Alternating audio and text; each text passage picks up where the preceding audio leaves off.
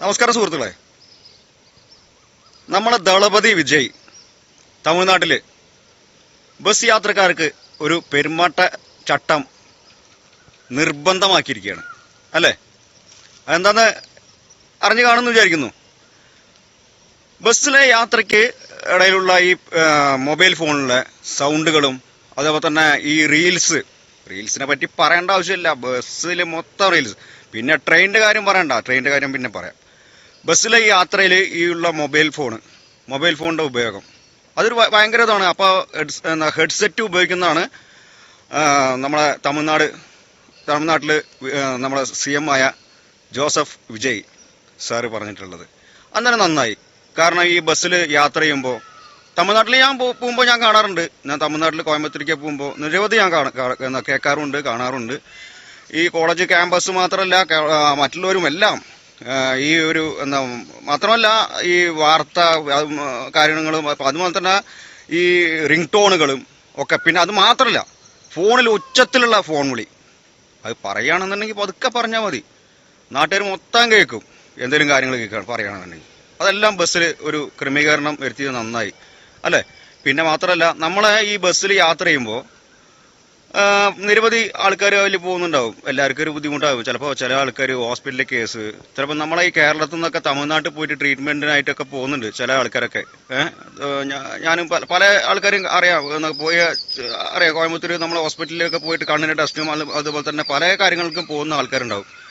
പിന്നെ മാനസികമായിട്ടുള്ള സമ്മർദ്ദമുള്ള ഒരുപാട് പ്രശ്നങ്ങളുള്ള ആൾക്കാരുണ്ടാവും. പിന്നെ അതുപോലെ തന്നെ അറ്റാക്ക്, ഒരു ബ്ലോക്കൊക്കെ കഴിഞ്ഞിട്ടുണ്ട്. എൻ്റെ അച്ഛനും ഒരു അറ്റാക്ക് ബ്ലോക്ക് കഴിഞ്ഞിരിക്കുകയാണ്. അപ്പോൾ അതുപോലത്തെ ഉള്ള ആൾക്കാരൊക്കെ ഈ യാത്ര ചെയ്യുമ്പോൾ അവർക്കൊക്കെ ഒരു ബുദ്ധിമുട്ടാണ് അല്ലേ? അവർക്കൊരു ബുദ്ധിമുട്ടാണ്, ഒരു ഇറിറ്റേഷനാണ് അപ്പോൾ ഈ ഒരു യാത്രയിൽ. അപ്പോൾ എന്തായാലും നമ്മളെ ദളപതി വിജയ് ചെയ്ത ഒരു കാര്യം അത് നല്ലൊരു കാര്യമാണ്. പിന്നെ അതേപോലെ തന്നെ ഈ ഒരു സംഭവം നമ്മളെ കേരളത്തിൽ വരണമെന്നാണ് ആഗ്രഹം. എന്തേ, ശരിയല്ലേ? ഇങ്ങനെ ഒരു സംഭവം നമ്മളെ കേരളത്തിൽ വരണ്ടാണ്. നമ്മളെ ആ ഒരു സത്യം പറഞ്ഞാൽ ഒരു ഇന്ത്യയിൽ അറിയപ്പെടുന്ന ഒരു മുഖ്യമന്ത്രി പറയുമ്പോൾ നമ്മളെ ജോസഫ് വിജയ് സാറിനെ ആയിരിക്കും അല്ലേ? എന്തായാലും നല്ല ഒരു ഭരണമാണ് മൂപ്പറിൻ്റെ. കാര്യം കൂടെ, സീനിയർ സീറ്റുകളിൽ കയറിയുള്ള ഒരു ഇരുത്തം യുവാക്കൾ മാത്രമല്ല, പ്രത്യേകിച്ച് സ്ത്രീകൾ പിന്നെ സ്ത്രീകളുടെ സീറ്റിൽ ഇരിക്കില്ല. അവർക്ക് സീനിയർ സീറ്റ്, ആ പാവങ്ങൾ അവിടെ ചിലപ്പോൾ നിൽക്കുന്നുണ്ടാവും, അവർക്ക് എണീച്ചും കൊടുക്കില്ല. പിന്നെ എന്തിനാ സീനിയർ സീറ്റ് അവിടെ എഴുതിയിട്ടുണ്ട്? ശരിയല്ലേ? നമ്മളെ ഈ കേരളത്തിലും ഇതുപോലത്തെ ഒരു നിയമങ്ങൾ വരണമെന്നാണ് ഒരാഗ്രഹം. മനസ്സിലാവുന്നുണ്ടോ?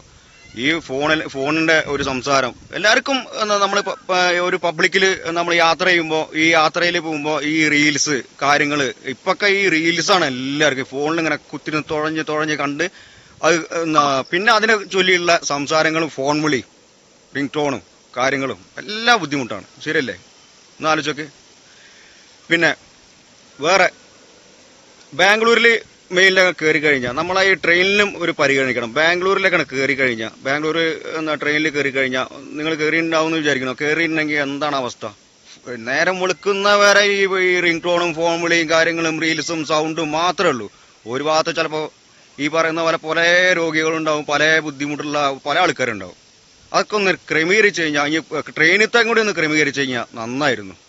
ബാംഗ്ലൂർ മെയിലൊന്നും കയറാൻ പറ്റില്ല, ബാംഗ്ലൂർ ചെന്നൈ മെയിലൊന്നും കയറാൻ പറ്റില്ല. കയറി കഴിഞ്ഞാൽ തന്നെ ഫുൾ സൗണ്ട്, ഫുൾ ഒച്ചപ്പാട്. ഹിന്ദിക്കാരാണെങ്കിൽ അതും ഉണ്ടാവും, എല്ലാവരും ഉണ്ടാവും. എന്തായാലും തമിഴ്നാട്ടിൻ്റെ CM ആയ വിജയ് സാർ തമിഴ്നാടിൻ്റെ ഓരോ സിറ്റിയും വളരെ നീറ്റ്നെസ്സായിട്ട് ക്രമീകരിച്ചു പോയിരിക്കുകയാണ് ഇപ്പോൾ.